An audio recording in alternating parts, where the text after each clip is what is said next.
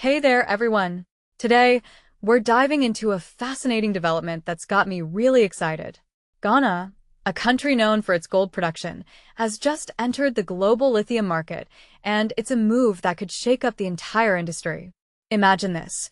After years of delays and uncertainty, Ghana's parliament finally approved a major mining lease, opening the doors for a potential new supplier in the U.S. battery supply chain.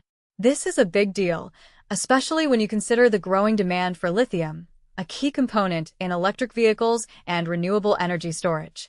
The project, known as the Ewoyaa Lithium Project, is led by an Australia and UK-listed mining company with some serious backing.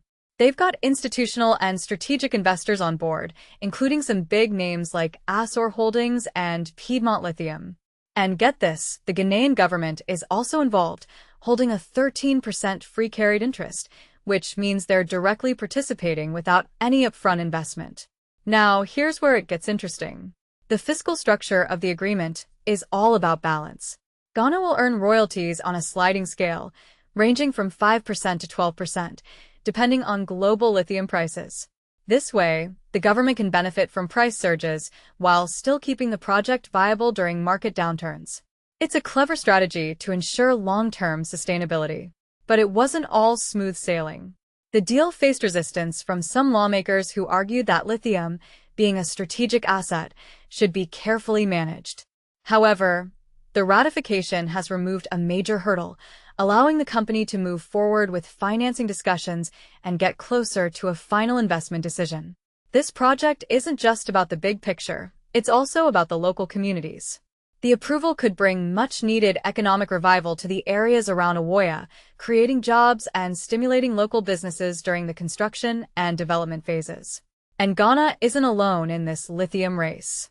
Other African countries like Zimbabwe, Namibia, and the Democratic Republic of Congo are also expanding their lithium projects, aiming to capture a bigger piece of the global supply chain pie. The Ewoyaa mine, with its expected production of 3.6 million tons of spodumene concentrate over 12 years, is set to be one of Africa's largest lithium projects. In my opinion, this development highlights a broader transformation in Africa's resource strategy. As the demand for battery minerals continues to skyrocket, countries are realizing the potential of these critical minerals and are positioning themselves as key players in the global market. So, there you have it, folks. Ghana's entry into the global lithium market is a game-changer, and it's a story that showcases the power of strategic resource management and the potential for economic growth.